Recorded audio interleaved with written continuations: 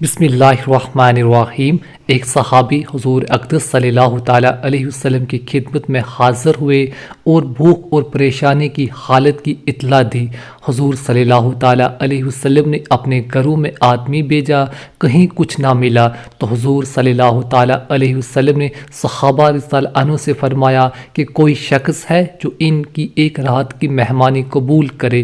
ایک انصاری صحابی رضی اللہ عنہ نے عرض کیا کہ یا رسول اللہ صلی اللہ تعالیٰ علیہ وسلم، میں مہمانی کروں گا۔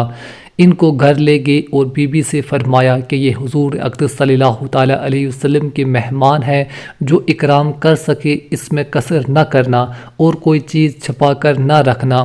بی بی نے کہا خدا کی قسم، بچوں کے قابل کچھ تھوڑا سا رکھا ہے اور کچھ بھی گھر میں نہیں۔